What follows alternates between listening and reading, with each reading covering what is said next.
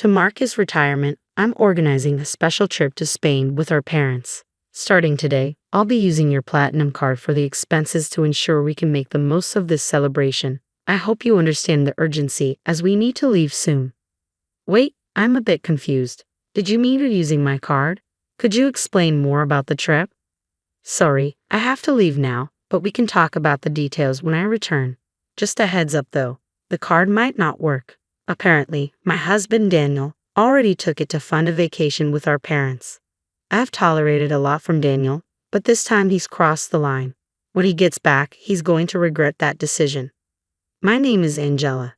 At 35, I've built a successful career at a major company after graduating from a prestigious university.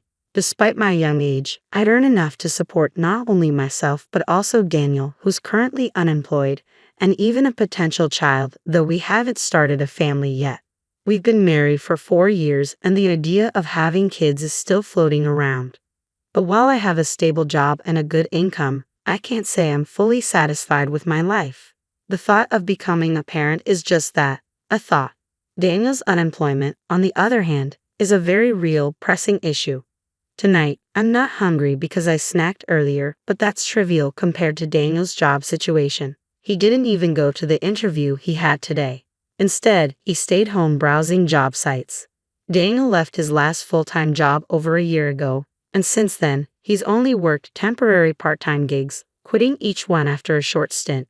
He's currently looking at both full-time and part-time options, and I keep pushing him to focus on landing something permanent. I know timing is important, but I really wish he would find something stable soon. I know I can't push him too hard. He had a bad fallout at his last job due to a disagreement over work policies. At first, his coworkers supported him when he challenged his boss, but as tensions rose, they all sided with the boss, leaving Daniel isolated. Feeling betrayed and unsupported, he couldn't continue at the company and ended up resigning. After that, Daniel withdrew into himself. He spent weeks locked in his room, barely engaging with anyone. Slowly, he started to come around, helping out around the house, though his smiles never quite reached his eyes. After 3 weeks, he began job hunting again with a sense of optimism, determined to start fresh. But the process was harder than either of us expected. Despite his efforts and qualifications, rejection after rejection poured in, which Daniel believes stems from the bad blood with his former employer. Every rejection took a piece of him, leaving him disillusioned and questioning his own worth. The frustration built up. One day, I came home to shredded resumes littering the living room floor. It was clear that his latest interview hadn't gone well. I tried to approach the situation gently, suggesting he clean up the mess. That's when Daniel told me he was thinking about giving up on the job hunt altogether. He said there was no point. After all, we could live on my salary alone. While some people thrive as full-time homemakers, this wasn't the life Daniel envisioned for himself. It felt more like a way to avoid confronting the challenges of his job search. I could see how deeply his last job experience had scared him, and how the repeated rejections had chipped away at his confidence. I decided to give Daniel some space and support, hoping he'd eventually find his way.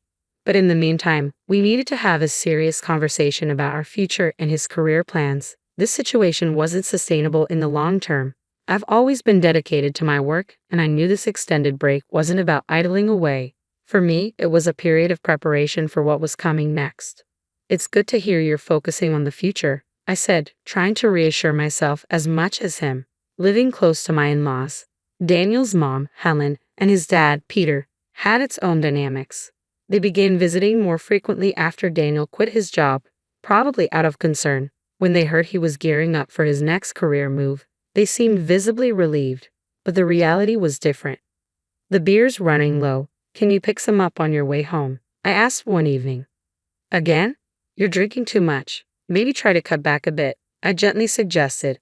"Fine, I won't ask again. I'll just get it myself," Daniel snapped, his tone sharper than usual. Despite the appearance of preparing for a new job, Daniel wasn't making any real progress. His days were filled with TV and beer, and I could tell he was embarrassed about his unemployment. To protect his pride, I chose not to disclose the full extent of his inactivity to his parents. After more than 4 months without any job hunting activity, I realized it was time to address the elephant in the room. "Daniel, maybe it's time to start looking for work again. You seem more settled now. I ventured cautiously. What? It's only been 7 months since I left my last job, and you want me to go back already? After everything that happened, he replied, his voice a mix of disbelief and irritation. I could feel the tension rising, but I knew we couldn't avoid this conversation any longer. I just think the break has been quite long. Let's not drag this out, I press, hoping to push the conversation forward. Stop nagging. You can't understand my feelings when your job is going well. I have my struggles too, you know. Everyone faces work problems and relationship issues. Daniel shot back, frustration bubbling to the surface. Despite the tension, Daniel eventually agreed to start job hunting, which felt like a small victory. But the conversation had clearly upset him, and he walked out, still fuming. When things calmed down, I planned to apologize, hoping to smooth things over. Not long after, Daniel surprised me with an update. I got a job. Because you pushed me, he said one day, his voice a mix of reluctance and acknowledgement. That's great. Where? I asked, eager for more details. At a nearby supermarket, he replied. Then, with a hint of dismissal, he added, so yeah, you'll need to learn and work hard, right? I tried to encourage him. That's fantastic, whether part-time or full-time, any job is significant, but Daniel quickly brushed it off. It's just part-time, no need to work too hard. I bit my tongue, holding back any further comments. I figured that, for now, this was a step in the right direction, and maybe it would help him regain his footing. A few weeks later, Daniel came home one day and announced, I'm back. You're home early. How's the job going at the pub? I asked, mistakenly mixing up his actual workplace. I quit the supermarket job, he replied, his frustration evident. A college student there was being bossy, always telling me where to put the boxes in storage. It felt like harassment. I sighed internally. The student was probably just explaining proper procedures, something common in any job setting. But Daniel's pattern of finding and quitting jobs continued, and it was becoming clear that his challenges went deeper than just finding the right position. A year had passed since our last serious talk about work, and Daniel now tells me he's working part-time at a pub, an industry he'd never tried before. He's fascinated by it and claims he might have found his true passion. Really? That's fantastic, I replied, hoping that this time, something would stick. I respond, though I can't help but worry about the financial aspect. But isn't the income from a part-time job in a restaurant somewhat limited? That's okay, Daniel assures me, his eyes alight with a new kind of determination. I'm apprenticing right now, but I'm aiming to become independent. I plan to own my own place someday. That sounds like a solid plan, I reply, genuinely pleased to see him with a goal. Wanting to encourage him, I added, here, take this and treat yourself to something nice for once, handing him some money to support his new venture. However, the reality behind Daniel's optimistic facade soon became clear. Just 5 days after our conversation, he quit the pub job. Worse, he continued to deceive everyone around him, including his parents, from whom he accepted money under false pretenses. This revelation hit hard, and I found myself grappling with growing frustration and disappointment. Determined to address the issue head-on, I seized the opportunity one evening while he was watching a movie. Hey Daniel, let's talk, I said, reaching for the remote and pausing the film. It's frustrating when you pause at the best part. What is it? Daniel complained, clearly irritated. Daniel, you're 37 now, right? That's prime working age. Don't you think about the future? You spend all day at home, drinking and watching TV. The future? There are plenty of 37-year-olds not working. Lots of people enjoy life without a job, he retorted defensively. True, work isn't everything, but those people have something they're dedicated to. Do you have something like that? Yeah, I know you're upset about me not working. I'll look for another part-time job, Daniel replied, his tone dismissive but with a hint of concession. Though he seemed set on working only part-time, considering his history of quitting jobs and his deeper issues, I had been cautious about pushing him too hard. But now it was clear, Daniel needed to find some stability. Then, one day while I was at work, I received an unexpected text from Daniel. Dad's retiring, so we're going to Spain to celebrate. Starting today, I'm borrowing your platinum card. We're going to enjoy ourselves on your credit card. Alarmed, I stared at my phone, unsure of what to do next. I call him immediately. What do you mean you're going on a trip? Just what I said, he replies, irritation creeping into his tone. I don't understand. Please explain, I press, frustration mounting. The implications of his actions are manifold. Celebrating Peter's retirement is fine, but Daniel should have discussed the trip with me before using my money and credit card without asking. The thought that he might have told his parents he paid for it himself, using my credit card no less, only fuels my anger and sense of betrayal. This situation serves as a stark reminder that despite some steps forward, we still have deeper issues to confront. Daniel's recent actions highlight a significant moment in our ongoing struggles with responsibility and communication. As we discuss his upcoming trip to Spain, something he said caught my attention. You mentioned borrowing a credit card. Do you mean the one from our house? I ask. Yeah, why? He replies nonchalantly. Daniel, I own a platinum credit card. Contrary to popular belief, it's not just for those with high incomes. Factors like credit history and stable income play a part. It's possible to secure one in your 30s despite its high annual fee. I value the benefits and points it offers, but that card was supposed to be in my wallet. So you took the credit card from home. I press. Yeah, so I'm counting on you for the payment. Daniel responds, a bit too cheerfully for the situation. His casual demeanor and eagerness to leave make it clear he thinks he has everything under control, but the truth is about to complicate his plans significantly. What are you waiting for? We need to leave, he urges, eager to get moving. Hold on, I interrupt. The credit card you took won't work. What? That can't be right, he exclaims. It's under Angela's name, and it expires this month. It's close, but it shouldn't be an issue, he counters, disbelief creeping into his voice. You're lying. You're just trying to stop me from using the card. Daniel accuses, frustration mounting. Yes, it does expire this month, I admit. That's why I've already received a new one. Sometimes when a new card is activated, the old one stops working. I've already started using the new card, so the one you took won't work. Are you kidding me? You think I'm lying? His voice tinges with panic. If you don't believe me, I can send you the URL to the credit card website, or you can just try using the card. It would be funny to see you try to pay with a card that doesn't work. This credit card really won't work, he mutters, more to himself than to me. I can hear his parents calling him in the background, but he seems too flustered to respond. What should I do? I told them I'd pay for everything except the round-trip travel, he says. Oh, they covered the flight? I ask, realizing the gravity of his situation. Yes, Dad felt bad about covering all the trip costs, Daniel explains, a hint of relief in his voice. What should I do? I'm about to take a cab, and I don't even have money for that. That's not my problem, I respond firmly. You said you would pay for everything except the flight.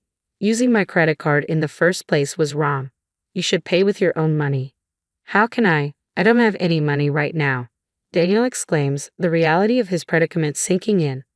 Daniel, you haven't been taking work seriously, I conclude, watching the situation unfold as a stark reminder of the broader issues at play. Daniel's reliance on deception rather than facing his responsibilities head-on has led us to yet another crossroads. It all came to a head when Daniel tried to impress his parents by planning a trip without having the actual means to fund it. As I hung up the phone to return to my work, I left Daniel in a predicament where he would eventually need to confess to his parents about his financial deception. Later that evening, after my workday ended, I received a call from Helen, Daniel's mother. I heard from Helen that Daniel had tried to use my credit card and lied about working. I'm so sorry for the trouble, she apologized. No, don't apologize, Helen, I replied, trying to keep my frustration in check. I'm sorry for the inconvenience with the credit card. Are you okay with the money? She asked, attempting to smooth over the immediate concerns. We'll cover the costs of this trip when we return. I'll make sure Daniel apologizes and starts looking for a job immediately, Helen assured me, though a hint of worry colored her voice.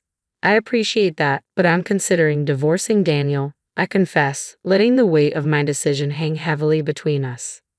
Divorce? Because of this? Helen's surprise was evident even over the phone. It's part of it, I admitted. Daniel has been taking money from me for a while. I stopped giving him cash to limit his drinking. He got a part-time job and started buying his own alcohol, but his salary couldn't cover his daily expenses. He's been taking money from my wallet to buy alcohol, sometimes just $10, other times $50. Over the year, it added up. When he took my credit card for this trip, it made me realize he had no intention of changing. I understand. Should I inform Daniel about the divorce? Helen asked, her tone now somber. Could you just tell him I want a divorce? We can discuss the rest when he gets home, I requested, hoping to manage the situation more personally. The next morning, I received a call from Daniel, likely having learned about the divorce from Helen. Feeling drained, I chose not to answer. That evening, when I returned home from work, I found Daniel waiting for me in the living room, having cut his trip short. I'll start working seriously now. Please don't leave me, he pleaded, his apology seeming sincere. Seeing him apologize and show remorse was unexpected, but it came far too late. He had a whole year to change, yet here he was asking for another chance after all my repeated warnings and the countless opportunities he wasted. I'm not going to give you another chance, Daniel. You gave up on me a long time ago. My decision is final. Can you please leave? I said, standing firm in my resolve to move forward without him. The cycle of broken promises had to end, along with our path together. Please don't say that. If you won't let me stay, should I move out? He asked, desperation creeping into his voice. Only if you can afford the rent here, I replied, my voice steady despite the storm of emotions swirling inside me. Daniel fell silent, the harsh reality of his financial instability and the looming divorce weighing heavily on him. He had no money for next month's rent, let alone a steady income to depend on. As the realization set in, he seemed to shrink before my eyes. With no options left, he quietly left the house. I watched him go, a part of me wanting to offer help for transportation, but I reminded myself that Daniel wasn't a child. He needed to manage his affairs. It was a sad moment, seeing him depart under such strange circumstances. Later, after Daniel had gone to his parents' house, Helen called me. They had let him stay for the night, but told him he must leave the next day. They were worried that if he stayed longer, it might encourage his dependence on them. As tough as it was for them, they believed it was necessary for Daniel's development. When Daniel returned to our house, desperation was clear in his voice. Please help me. I've got nowhere to go and no money, he pleaded. That's the result of your actions. You need to handle this yourself, I responded firmly. Over the past year, all Daniel had done was neglect his responsibilities and do as he pleased. It was painful but necessary to deny him entry, turning him away right at our doorstep. The divorce proceedings, though tense, were expedited with the support of his parents. I'm not entirely sure what became of Daniel afterward. He's likely still hopping from job to job, crafting excuses for his situation. I thought I would feel lonely without him, but I didn't. His presence had been a constant source of stress, always walking on eggshells to avoid upsetting him. Now free from the need to accommodate his whims, I've been living more comfortably. Unknowingly, our life together had become a burden, one I hadn't fully recognized until he was gone. Relieved of that weight, I now find myself living a lighter, more authentic life, no longer tethered to the needs and failures of someone else.